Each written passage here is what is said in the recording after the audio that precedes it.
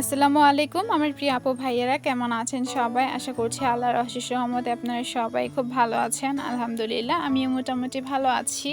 কাছে এবং দূরে, দেশ এবং দেশের বাহিরে যে যেখান থেকে আজকের এই ভিডিওটি দেখছেন বা দেখবেন সবার সুস্বাস্থ্য কামনা করে আমার আজকের এই ভিডিওটি শুরু করছি। আর ভিডিওটি প্রথম থেকে শেষ পর্যন্ত দেখার অনুরোধ জানাচ্ছি। আশা করছি আপনারা শুরু থেকে শেষ পর্যন্ত আমার সাথেই থাকবেন। আর আমি আজকের ভিডিওটি আমার রান্নাঘর থেকেই শুরু করেছি। রান্নাঘরের অবস্থাটা দেখতেই পাচ্ছেন। রান্নাবান্না করার পর রান্নাঘরের অবস্থাটা ঠিক এরকমই হয়ে থাকে। তো সেটাই একটু গোছগাছ করে নিচ্ছিলাম। এই ভিডিওটা কিন্তু দুপুরের পরপর আমি করেছিলাম। তো সকালবেলা করতে পারিনি। তার কারণ হচ্ছে আমি একটু ব্যাংকে দৌড়াদৌড়ি করেছিলাম আমার ইউটিউব পেমেন্টটা নিয়ে। তো একটা সমস্যা হয়েছে। কি সমস্যা হয়েছে, কেনই বা হয়েছে পরবর্তী একটা ভিডিওতে শেয়ার করব। যদি ইউটিউব পেমেন্টটা আমি তুলতে পারি তারপরে হচ্ছে আপনাদের সাথে শেয়ার করব। এই ভিডিওতে আর শেয়ার করতেছি না। তো এদিকে হচ্ছে রান্নাঘরটা ক্লিন করে নিয়েছি, সেই সাথে আপনাদের সাথে কিছু কথা শেয়ার করছি। আমাদের পছন্দের জিনিসগুলো আসলে আমাদের কাছে থাকে না। তো আমার আসলে থাকে না। আমি যেই জিনিসটাকে পছন্দ করি বা ভালোবাসি ওই জিনিসটা আমার কাছ থেকে কেন জানি না হারিয়ে যায়। এটা আমি কখনোই বুঝে উঠতে পারি না যে এই জিনিসটা আমার সাথে কেন হয়। তো আমার যে একটা বিড়াল ছিল, আমি বিড়ালটা নিয়ে এসেছিলাম আমার বাবার বাড়ি থেকে। আমার ছোট ভাই দিয়েছিল। তো সেই বিড়ালটা হঠাৎ করে হারিয়ে গেছে। তো গত ৪ দিন ধরে খুব খোঁজাখুঁজি করছিলাম। এক মুহূর্তে কিছু এলাকার ছেলেরা আমাকে জানায় যে বিড়ালটা নাকি অ্যাক্সিডেন্ট করেছে। তার মানে বিড়ালটা আর হয়তোবা বেঁচে নাই। তো অনেক খোঁজাখুঁজি করার পরও আসলে বিড়ালটাকে আমি পাইনি। আমার এত বেশি খারাপ লাগছে যেটা আপনাদেরকে কখনোই বলে বোঝাতে পারবো না। আমার এতটা কষ্ট হয়েছে। একটা সন্তান হারানোর যে ব্যথাটা, আমি সেই ব্যথাটাই অনুভব করতেছিলাম। আসলে এই অনুভূতিগুলা কাউকে বোঝানোর মতো না। এটা মনের মধ্যেই রাখতে হয়। তো আমার ১ম বাচ্চা যখন আমাকে ছেড়ে চলে যায় তখন আমি যে কষ্টটা পেয়েছিলাম ঠিক এই কষ্টটাই পেয়েছি। আমার ১ম সন্তান আমাকে ছেড়ে চলে গেছে বললে ভুল হবে। আমি মা হয়ে আমার নিজের হাতে একটা বাচ্চার প্রাণ নিয়ে নিয়েছি। মা হয়ে বাচ্চাকে খুন করেছি। এই কথাটা কেন বলতেছি? আমি যখন ১ম বার ২০১৬ সালে মা হই, আমার গর্ভে সন্তান আসে, ওই সময়টা আমি খুব বেশি বুঝতাম না। আর ফ্যামিলি থেকেও আসলে একটু দূরে ছিলাম। যার কারণে কিছুই বুঝে উঠতে পারিনি। তো আমি হচ্ছে কনসিভ করি। এরপরে আমি আসলে কিছুই বুঝে উঠতে পারতেছিলাম না যে কি করব না করব। তো আমি ভেবেছিলাম যে মেয়েদের পিরিয়ড হলে যে প্রবলেমগুলা হয় সেইগুলাই হচ্ছে। যার কারণে আমি হচ্ছে ওষুধ এনে খাই। যার কারণে আমার তরতাজা বাচ্চার মানে ৫ মাসের বাচ্চা সে হচ্ছে পেটের মধ্যেই মারা যায়। আর এরপরে আসলে কি বলবো আপনাদেরকে, এটা আসলে শেয়ার করার কোনো ইচ্ছে ছিল না। তারপরও ওই যে বিড়াল হারানোর যে যন্ত্রণাটা, মানে হারিয়ে যাওয়ার পর যে খারাপ লাগাটা কাজ করতেছিল সেই দিন সেম ওই তখন তো আমি আসলে বুঝতে পারিনি, কিন্তু এখন সেটা এসে ফিল করতে পারি যে আমি তখন কত বড় ভুল করেছিলাম শুধু নিজের অজান্তে। এটা আসলে মাঝে মধ্যেই আমার খুব খারাপ লাগে আর অনেক বেশি কষ্ট পাই। এই ভুলটা না করলেও পারতাম। আর সবসময় আমার সাথে কেন এমন হয় আমি এটা বুঝি না। তো যাই হোক, এদিকে রান্নাঘরটা ক্লিন করে কিছু থালাবাটি ছিল সেগুলা ক্লিন করে এখন হচ্ছে আপনাদের ভাইয়ের ২টা প্যান্ট ধুয়ে দিয়েছি। আরও কাপড় ধুয়ে আমি সকালবেলায় মেলে দিয়েছি। এই ২টা হচ্ছে ভিজিয়ে রেখেছিলাম, পরে ধুবো।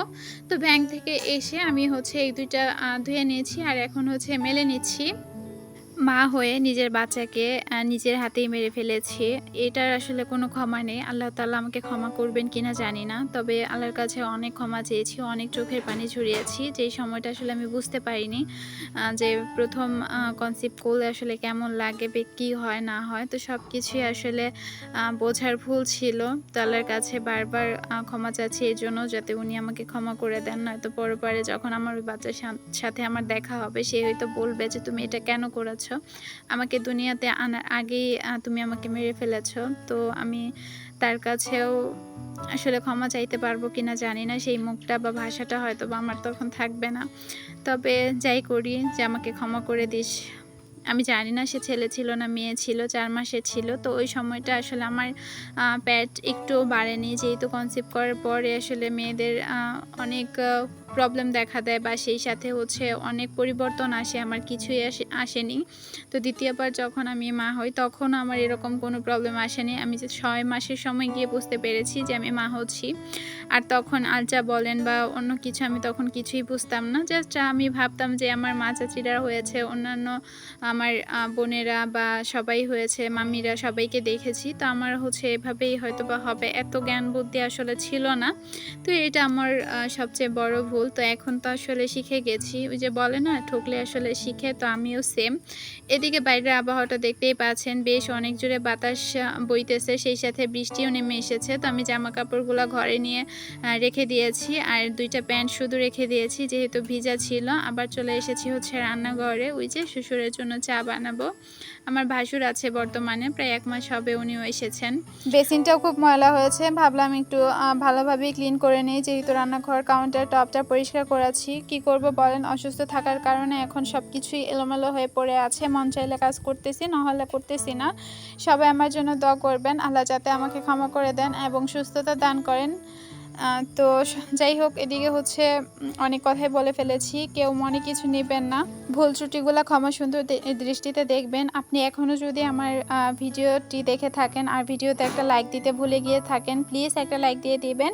যদি আপনি ব্লগ ভিডিও দেখতে পছন্দ করেন, চাইলে আমার চ্যানেলটি সাবস্ক্রাইব করে পাশে থাকা বেল অপশনটি প্রেস করে অল অপশনটি সিলেক্ট করে দিবেন। এতে করে আমি যখনই ভিডিও আপলোড করব নোটিফিকেশান পৌঁছে যাবে আপনার কাছে, আর আপনি আপনার সময় সুযোগ করে কিন্তু দেখে নিতে পারবেন। এদিকে হচ্ছে চাটা বসিয়ে দিয়েছি, তো আমি হচ্ছে চাটা পরে খাবো, আগে হচ্ছে 1 গ্লাস শরবত খেয়ে নিব।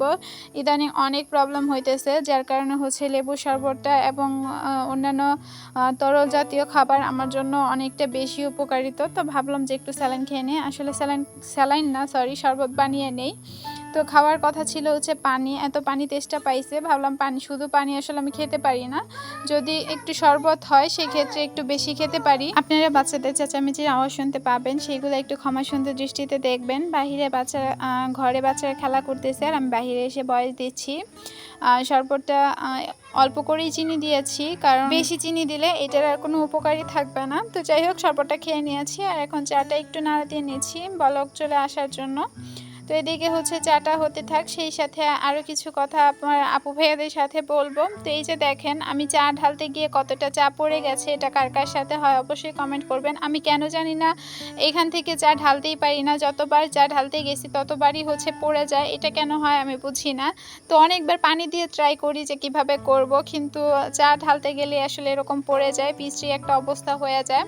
আস্তে আস্তে ইনশাআল্লাহ শিখে যাব, তখন হয়তো বার পড়বে না। এখন যেহেতু নতুন ট্রাই করতেছি সেই কারণে হচ্ছে বা পড়ে যাচ্ছে। তবে অনেক আপুদেরকে দেখেছি ওরা কি সুন্দর ইজিলি হচ্ছে চা ঢেলে নেয়, তো আমার দ্বারা আসলে হয় না। তো আমি একটা বড় কাপে হচ্ছে ঢেলে নিয়েছি, মানে মগে ঢেলে নিয়েছি, আর এখন সবার জন্য হচ্ছে ভাগ করে নিয়েছি। অল্প করেই বানিয়েছি আর আমি হচ্ছে অল্প খাবো, আর আমরা হচ্ছে 4 জন। তো যাই হোক, 4 জনে মিলে হচ্ছে চা খাবো। এদিকে কিন্তু বাইরের বৃষ্টিও চলে এসেছে, তো আমি একটু বৃষ্টি দেখতে দেখতে কিন্তু চাটা শেষ করব। আর বাবু খুব কান্নাকাটি করতেছে, ও হচ্ছে পাস্তা খাবে। তো আসলে পাস্তা ছিল না, ঘরের মধ্যে কিছু চিপস ছিল, সেই সাথে হচ্ছে নুডলস ছিল। তো নুডলস এবং হচ্ছে সেই চিপসগুলো সেদ্ধ করে নিয়ে আমি হচ্ছে এখন ওদেরকে রান্না করে দিব, ওরা হচ্ছে খাবে।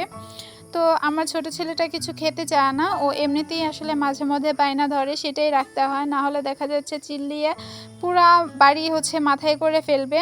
আর ইদানিং আমার সাথে যে কি হইতেছে আমি নিজেও জানি না, আমার কপালটাই আসলে খুব বেশি খারাপ যাইতেছে। আল্লাহর কাছে তারপরে শুকরিয়া আদায় করি যে উনি যে অবস্থায় রেখেছেন খুব ভালো রেখেছেন, আলহামদুলিল্লাহ।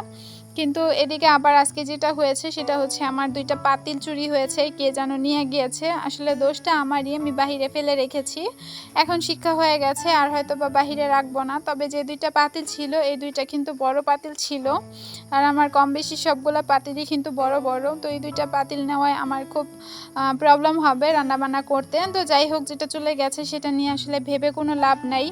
তো আমার সাথে আসলে বর্তমানে খুব বেশি খারাপই হচ্ছে, শরীরের অবস্থাটাও ভালো না, সেই সাথে বিভিন্ন ধরনের প্রবলেম দেখা দিচ্ছে। আস্তে আস্তে আপনাদের সাথে সবই শেয়ার করব। আজকের ভিডিও কিন্তু একদমই শেষ পর্যন্ত চলে এসেছি।